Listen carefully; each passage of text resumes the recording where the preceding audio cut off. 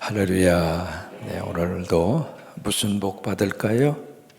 네, 데오빌로의 복을 받기만 하지 말고 누리셔야 축복입니다. 냉장고에 많이 쌓아놓는 것이 내 것이 아니라 먹어야 내 거예요. 은행에 돈 쌓여져 있는 것이 내 돈이 아니라 써야 내 돈입니다. 아멘이죠? 그러니까 입맛 있을 때 많이 사서 잡수시고, 가고 싶은 데 있으면은 주일 성수하시고 가시고, 그리고 쓰고 싶은 거 있으면은 쓰시고, 꼭 그렇게 하시게 되기를 바랍니다. 데오빌로의 축복의 역사는 바로 뭐냐면 하나님이세요. 그러니까 하나님이 사랑하는 자, 하나님을 사랑하는 자, 하나님의 친구, 모두가 다 누가 거기에 들어가 있어요? 하나님이 계시는 거예요. 그러니까 하나님을 품고 살아야 거기에 사랑이 있고, 하나님을 품고 살아야 거기에 친구의 역사가 나타나고, 그래서 오늘도 여러분 데오빌로의 복을 받으셔서 누리는 하루가 되시기를 축복합니다. 지금 이제 예수님이 길을 가신다. 오늘 본문의 말씀에 그렇게 시작되고 있잖아요. 어디로 가고 있느냐면, 어디로 가고 있을까요? 옛자로 시작합니다. 예루살렘에 갑니다. 예루살렘에 관광하러 가요? 꼭 구경하러 갑니까? 예루살렘에 왜 갈까요? 십자가 때문에 가요. 그러면 예수님은 살기 위해서 그 길을 걷고 계세요? 죽기 위해서 그 길을 걷고 계세요? 왜? 그것이 주님에게 주신 하나님의 사명이에요. 예수님이 돌아가셔야 구원의 역사가 완성돼요. 그래서 이제 사람을 살리기 위해서 주님이 십자가를 지기 위해서 그 길을 걷고 계세요. 근데 오늘 여기 이제 두 부류의 사람을 만날 수 있습니다. 이름은 없죠. 익명의 두 부류의 사람을 만나게 되는데, 예수님이 이제 길을 가고 있는데 한 사람이 주님, 내가 예수님 따르겠습니다. 참 고맙잖아요. 같이 이렇게 길을 걸어가는데, 주님이 하시는 그 일에 내가 협력자가 되겠습니다. 내가 그 일에 협조자가 되겠습니다. 내가 예수님 가는 그 길을 따라가겠습니다. 그렇게 제안을 하니까 우리 생각에는 그래, 나하고 함께 이 길을 걷자, 그럴 것 같은데, 여기에 보면 전혀 다른 모습을 여기서 보여주고 있습니다. 뭐라고 말씀을 하셨냐면, 그래, 네가 나를 따를 거야? 이게 여우도 굴이 있고, 공중에 날아다니는 새도 보금자리가 있지만, 둥지가 있지만, 인자인 나는 머리 두 곳이 없다. 이것을 이제 현대적인 표현으로 말을 하면, 나를 따르려고 그래? 그래? 그는 나에게는 집도 절도 없어. 나 아무것도 가진 것이 없어. 그렇게 말씀을 하시는 거예요. 여러분, 이 말씀의 뜻이 어떤 의미를 가지고 있을까? 지금 이 사람이 왜 예수님을 따르려고 할까? 그가 예수님을 따르는 목적과 예수님이 이 길을 걸어가고 있는 목적이 같아요? 틀려요? 전혀 다릅니다. 이제 그런 경우를 가리켜서 사자성어로 동상이몽이라고 그래요. 같은 곳에 있지만은 전혀 다른 꿈을 꾸고 있습니다. 생각이 달라요. 목적이 다릅니다. 지금 익명의 사람이 예수님을 따르려고 하는 목적은 뭔가? 이 사람이 예루살렘으로 가는구나. 그렇다면 이 사람은 하늘의 능력을 가진 사람이고, 그러면 로마의 정권으로부터 이 나라를 자유와 해방을 찾으면, 그렇다면 이 사람이 결국 대권을 거머쥘 것이다. 그런 기회가 주어졌을 때 지역구 공천권이라도 하나 따서 국회의회에 들어가든지, 아니면 장관 자리 하나쯤은 내가 받을 수 있겠구나, 그 생각을 하고 이 사람이 내가 예수님을 따르겠습니다, 그렇게 이야기하는 거예요. 거기에 대해서 예수님은 너는 나를 세상의 왕으로 보고 있느냐? 나는 아무 이 세상적인 것을 가지고 있는 것이 없다. 집도 절도 아무것도 없어. 네가 추구하는 것, 네가 목적하는 것, 내가 줄 수 있는 그 자리가 아니다, 그거예요. 오늘도 우리가 예수님을 따를 때 그런 생각을 가질 수 있을까요? 없을까요? 그런 생각 가질 수 있습니다. 전혀 예수님을 따르고, 그리고 교회에 나오셔서 신앙생활 하시는 그 목적과 이유가 전혀 다른 생각을 가지고 교회 나오시고 신앙생활 하시는 분들이 간혹 있어요. 물론 그 목적으로 오셔서 성령 받고 예수 믿어 하나님의 사람으로 변화되는 경우도 많이 있습니다만은 그렇지 않는 경우도 있거든요. 그래서 오늘 예수님이 첫 번째 예수님을 따르겠다 하는 사람에게 그 말씀을 해 주시고 있는 것입니다. 그 다음에 59절에 보시면은 이제는 두 케이스는, 이제 첫 번째 케이스는 본인이 예수님을 따르겠다 그런 케이스고요. 그 다음에 두 번째, 세 번째 만나는 분들은 예수님이 그 사람들에게 나를 따르라 그런 거예요. 그러니까 어떤 사람을 보고 너는 나를 따르라 그렇게 이야기하니까 이 두 부류의 사람, 이제 그 다음에 세 번째, 두 번째, 세 번째 사람 모두가 다 먼저 우리가 할 일을 하고 나서 예수님을 따르겠습니다 그래요. 그래서 여기 59절에서 만나는 사람은 내가 먼저 여기 부모님, 아버님의 장례식을 내가 먼저 치르고 그리고 나서 내가 예수님을 따르겠습니다. 여러분, 예수님을 따르겠다는 거예요? 안 따르겠다는 거예요? 따르겠다 그거예요. 그런데 한 가지 조건이 있습니다. 먼저 아버님 장례식을 치르고 나서, 먼저라고 하는 단어를 쓰고 있거든요. 먼저 아버님 장례식을 치르고 나서, 그리고 나서 내가 예수님을 그 다음에 따르겠습니다 그렇게 이야기합니다. 거기에 대해서 예수님께서는 죽은 자들에게 장례식을 맡기고 너는 나를 따르라 그 얘기하세요. 오늘 본문의 말씀을 우리가 성경을 읽으면서 잘 읽으셔야 돼요. 그 다음 세 번째 사람을 만나게 되거든요. 그 사람에게도 예수님이 너는 나를 따르라 그러니까 하는 말이 먼저 가족에게 가서 작별 인사를 하고 그리고 나서 내가 예수님을 따르겠습니다. 그러니까 두 번째나 세 번째 이 사람들은 모두가 예수님을 따르겠습니다. 그런데 먼저 해야 할 일을 하고 나서 예수님을 따르겠습니다. 그 취지거든요. 근데 세 번째 부류의 사람에게 예수님이 유명한 말씀을 하시잖아요. 60절 말씀에 예수께서 이르시되 손에 뭘 잡고 쟁기를 잡고 뒤를 돌아보는 자는 하나님 나라에 합당하지 아니하다. 천국 들어갈 자격이 없다 그 말이에요. 그러면 여기서 우리들이 잘 해석을 해야 하거든요. 보세요. 두 번째 부류의 사람입니다. 아버님 장례식 치르고 오겠습니다. 자, 만약에 아버님이 돌아가셨으면 그 사람이 지금 예수님이 부르는 그곳에 있을 수 있을까요? 아니면 장례식장에 가 있어야 돼요? 여러분, A상 어디가 있어야 돼요? 장례식장에 있어야지. 그러면 그 사람의 아버지가 돌아가셨어요? 안 돌아가셨어요? 안 돌아가셨다 그 말이에요.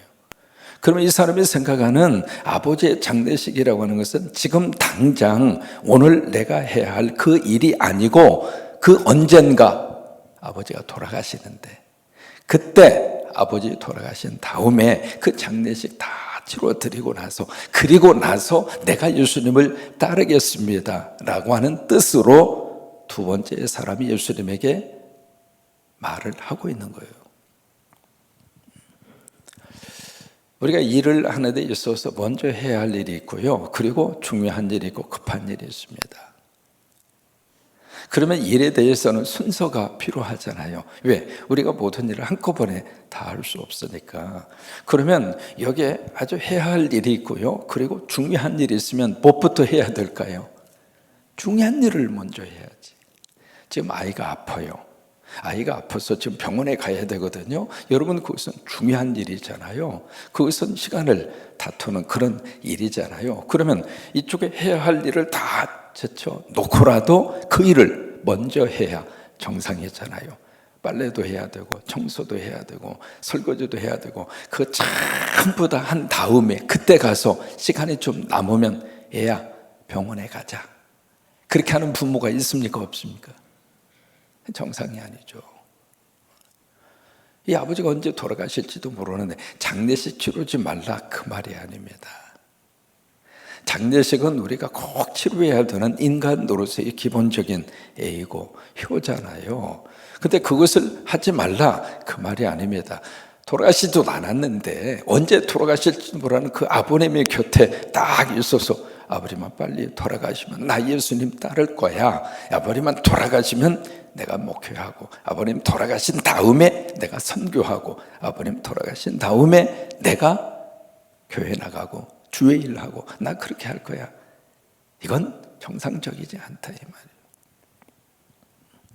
아멘입니까? 그 차원에서 예수님이 이 말씀을 하시고 있는 거예요. 그 다음에 세 번째 부류의 사람은 어떤 케이스냐면, 내가 예수님을 따르긴 따르겠습니다. 그러나 먼저 가족에게 가서 작별 인사를 하고 따르겠습니다. 인사하지 말라 그 뜻이 아니에요. 가족의 인연을 완전히 끊어버려라 그런 뜻도 아닙니다. 거기 먼저 가서 가족에게 인사한다. 그게 무슨 뜻이냐면, 다른 번역을 조금 비교해서 보시면 이해가 되실 거예요. 뭐냐면 내가 가족에게 가서 허락을 받고 그리고 나서 내가 주님을 따르겠습니다. 그 뜻이에요. 이게 교회 나오실 때 가족의 허락을 모두가 다 받아서 이제부터 신앙생활 하라고 그렇게 허락을 해서 교회에 나올 수 있으면 서로가 좋죠. 그런데 신앙생활할 때 온 식구들이 전부 다 찬성해서 신앙생활 하신 분 모르겠습니다. 지금은 좀 분위기가 달라졌습니다만은 과거에는요 쉽지가 않았습니다. 교회 나간다고 어려움도 많이 당하시고, 우리 가운데서도 그런 분들 계세요. 그래도 내가 교회 나가야 되고, 그래도 내가 예수 믿어야 되고, 그래서 그 믿음의 자리를 지켜온 거 아닙니까? 그렇게 해서 믿음의 자리를 지켜오니까 가족들이 그래 나도 예수 믿어야지, 나도 교회 나가야지, 그렇게 해서 교회 나오시고 신앙생활 하시고 다 그런 거 아니에요. 가족의 허락이 다 떨어진 다음에, 그 다음에 내가 교회 나오고 그리고 예수 믿고 선교지 가고, 그게 아니라 이 말이에요. 그래서 예수님이 이 말씀을 하시는 겁니다. 손에 쟁기를 잡고 있느냐? 쟁기를 잡고 있다는 이야기는 뭐예요? 밭을 간다는 이야기 아닙니까? 밭을 갖기 위해서 그것이 목적이라 그 말이죠. 그러면 그 딱 잡고 있으면 앞을 보고 가야지. 쟁기를 잡고 자꾸 뒤를 보면 쟁기를 갈 수 있을까요? 없을까요? 갈 수가 없죠. 그래서 그런 사람은 하나님 나라에 합당하지 않다는 거예요. 우리가 주의 일을 할 때 우선순위가 참 중요합니다. 뭘 우선순위로 할 것인가? 되게 성공하는 사람들, 세계적인 기업도 마찬가지고요. 일반적으로 성공하는 사람, 특히 크리스찬 가운데 신앙생활하면서 성공한 사람의 삶에 대한 우선순위가 아주 분명합니다. 첫째로 뭐가 앞에 있어야 될까요? 우리 삶의 우선순위에 있어서 가장 먼저 앞에 뭐가 딱 있어야 축복일까요? 하나님이세요. 하나님이 내 인생의 앞자리에 딱 계실 때. 두 번째는 하나님 다음에 뭐가 와야 삶의 우선순위가 제대로 있을까요? 가정이에요. 가정. 그 다음에 세 번째로 삶의 우선순위가 뭐가 있어야 될까요? 직장과 직업이에요.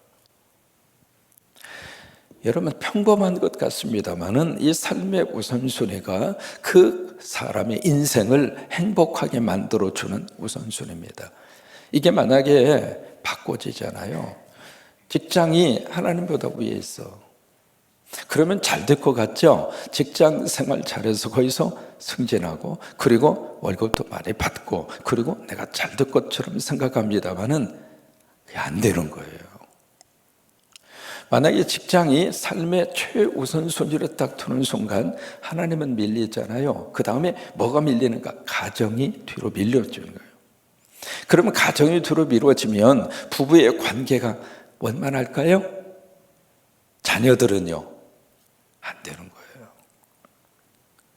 또 하나, 이게 가정이 하나님보다 우선순위로 딱 올라가잖아요. 그래서 가정을 중심으로 이렇게 생활을 해 나가기 시작하면은 가정생활은 어느 정도 될 것 같은데 참 희한하게 신앙생활이 사그라지죠. 또 하나, 직장 생활을 제대로 못하는 거예요.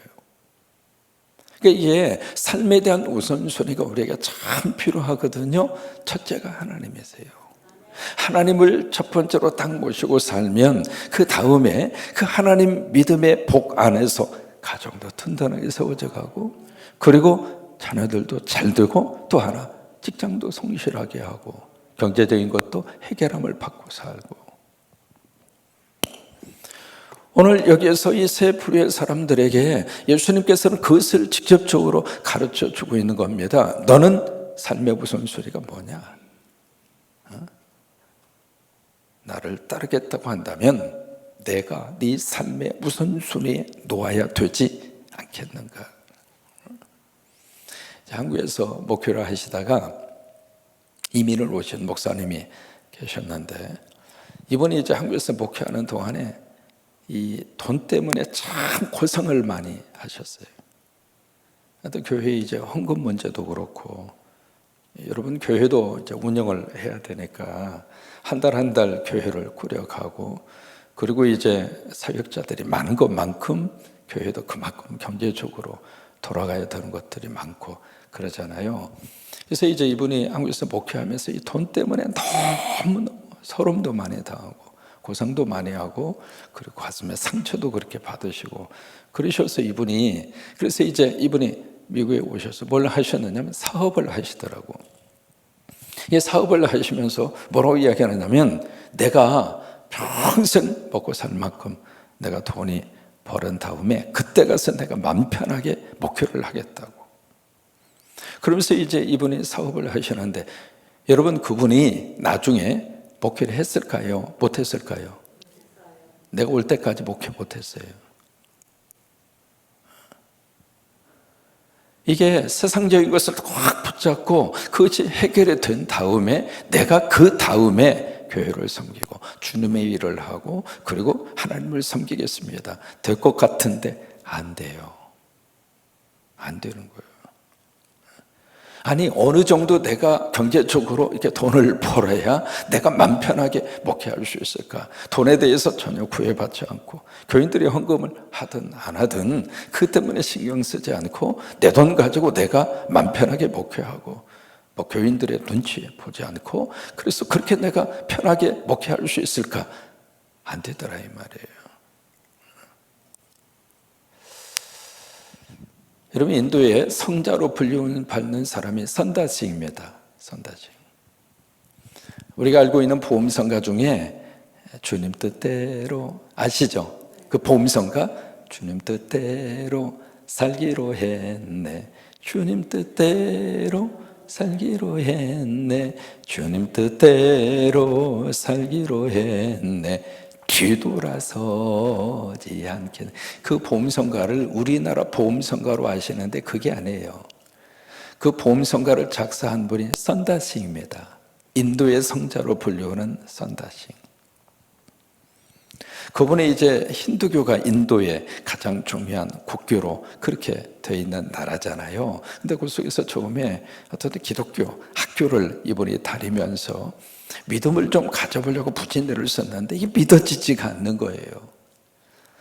그러니까 신앙생활하면서 믿어지는 것이 큰 복이에요. 이것이 아멘할 수 있는 것이 참 큰 행복인데 안 되는 거예요. 이게 믿고 싶어도. 그러니까 성령님이 내 안에 오셔서 십자가의 사건, 부활의 사건이 믿어지도록 역사하셔야 이게 아멘이 되고, 설교 들으면서도 이제 끄떡끄떡 할 수 있고 그러거든요. 근데 이분이 안 믿어져서 그렇게 고민을 하다가, 그러다 보니까 이제 마음에 불편이 생기고 너무 마음이 그냥 복잡하고, 그래서 젊은 날 내가 차라리 이렇게 사는 것보다 내가 그냥 내 인생을 끝내고 그렇게 하자. 그래서 막다른 그런 지경까지 딱 이분이 이르게 되는데, 그래서 이제 최후의 어떤 협박성 기도 같은 기도를 해요. 오늘 저녁에 만약에 그 하나님, 그 예수님, 그러면서 만약에 그렇지 않으면 내일 새벽에 기차가 다니는 그 철로 위에다가 내가 목숨을 걸어서 나 죽겠다고, 그러면서 이제 그 최후 통첩성의 그런 제목을 놓고 막 기도하는데, 그 새벽 4시에 마치 집에 불이 난 것처럼, 그래서 이게 갑자기 무슨 불이야 싶어서 딱 봤는데 그 불같이 보여지는 큰 광채가 그의 집안에 꽉 들여차면서 그 안에서 예수님을 만난 거예요. 그러니까 다메섹에서 예수님 사도 바울이 예수님 만난 것처럼 선다싱이 그런 경험을 합니다. 그러면서 이제 선다싱아, 네가 왜 나를 핍박하느냐? 그 음성을 들어요. 내가 너와 온 인류를 위해서 십자가에서 나는 내 생명을 버렸다. 이제 그 음성을 선다싱이 들으면서 거기서 예수님을 만나게 됩니다. 이제 만난 다음에 이분이 모든 것을 다 뒤로 하고 성경책 하나하고 담요 딱 2개를 들고 히말라야 산맥을 다니면서 복음을 전합니다. 여러분, 히말라야라고는 이 산맥은요 7,500m 고지의 그런 고산이 우리가 생각하는 것 이상으로 엄청나게 많은 게 히말라야 그 산맥이잖아요. 그쪽 이제 다니면서 이제 복음을 전하는데 일화가 있어요. 친구하고 같이 이렇게 쭉 그 눈 덮인 히말라야 산을 걸으면서 이제 복음을 전하는데요. 가다 보니까 어떤 사람이 추위에 웅크리고 거의 죽어가기 직전이에요. 그래서 그 사람을 딱 놓고 이 선다싱하고 자기 친구하고 옥신각신하는 거예요. 선다싱은 이 사람 놓고 가면 죽는다. 그래 우리가 이 사람을 어떻게 해서든지 같이 떼매고 가자.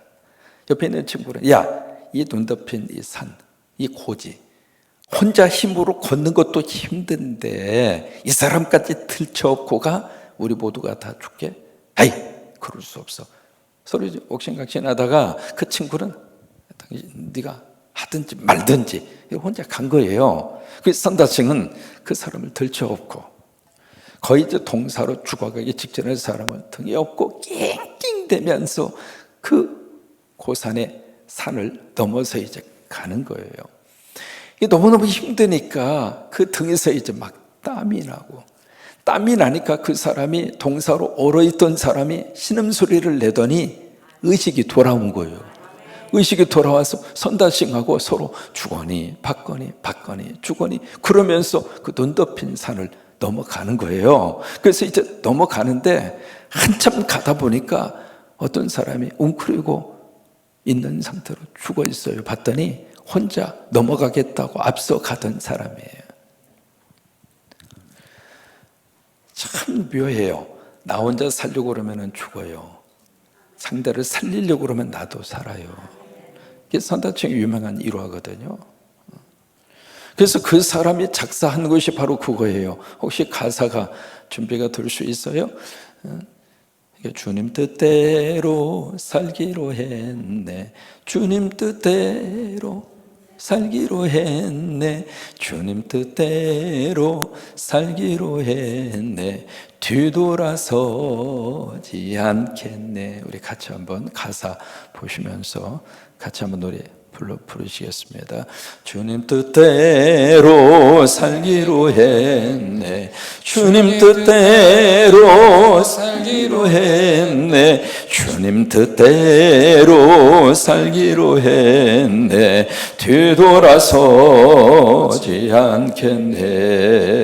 이 세상 사람 날 몰라줘도 이 세상 사람 날 몰라줘도 이 세상 사람 날 몰라줘도 뒤돌아서지 않겠네. 세상 등지고 십자가 보내. 세상 등지고 십자가 보내. 세상 등지고 십자가 보내. 뒤돌아서지 않겠네. 우리 박수 치면서 좀 세게 반주가 될 수 있을까? 우리 박수 치면서 좀 빠르게.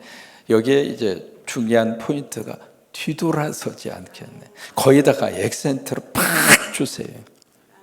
주님 뜻대로 살기로 했네 하다가 그 어려운 일 있으면 뒤돌아서겠네. 그러면 안 돼요. 세상 등지고 십자가 보내. 그러다가 힘들면 나 뒤돌아서겠네. 그러면 안 돼요. 뒤돌아서지 않겠네. 거기에 액센트를 두어서 같이 한번 부르시겠습니다. 예, 박수 치면서 좀 빠르게.